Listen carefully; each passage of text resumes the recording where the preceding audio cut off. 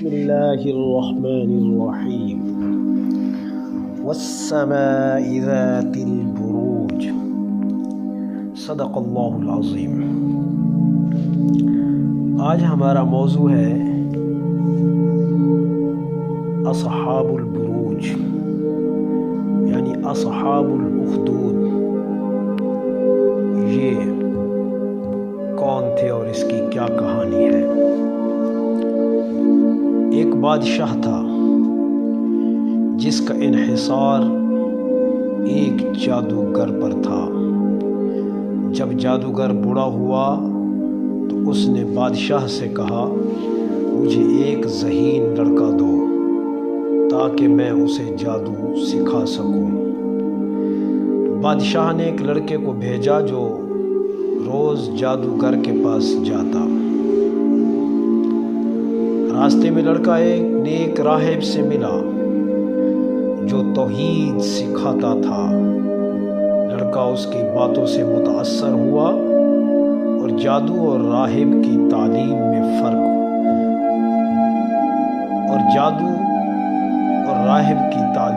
فرق محسوس کرنے لگا۔ ایک دن لڑکے نے دعا کے ذریعے ایک جانور کو مارا اور راہب نے کہا کہ یہ تیرے رب کی نشانی ہے، تو اللہ کا بندہ ہے۔ لڑکے کا ایمان پختہ ہو گیا۔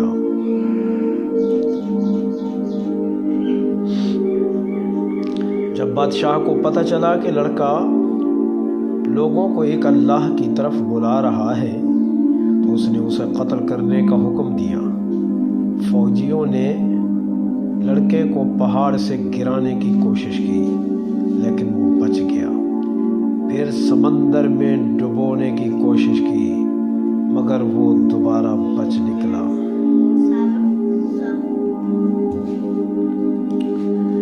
لڑکے نے خود بادشاہ سے کہا، اگر تم مجھے قتل کرنا چاہتے ہو تو تمام لوگوں کو جمع کرو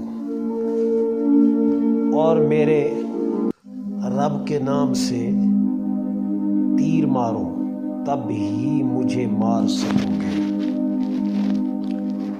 بادشاہ نے ویسا ہی کیا اور لڑکا شہید ہو گیا۔ لوگوں نے فوراً کہا، ہم لڑکے کے رب پر ایمان لے آئے۔ یمن کی سرزمین پر ایمان کی لہر دوڑ گئی۔ یہ تھا اصحاب الاخدود کے بارے میں۔ اور مزید آگے فرماتے ہیں، بادشاہ نے خندقیں کھدوائی، ان میں آگ جلائی اور مومنوں کو ایک ایک کر کے آگ میں پھینکنا شروع کیا۔ وہ سب صبر سے شہید ہوتے گئے۔ ایک ماں اپنے شیر خوار بچے کے ساتھ آئی۔ وہ کچھ ہچکائی تو اللہ نے بچے کو گویا کیا، یعنی بولنے کی طاقت دی۔ ماں صبر کرو، تم حق پر ہو۔ ماں نے خود کو اور بچے کو اللہ کی رضا میں آگ میں اس تیل میں ڈال دیا۔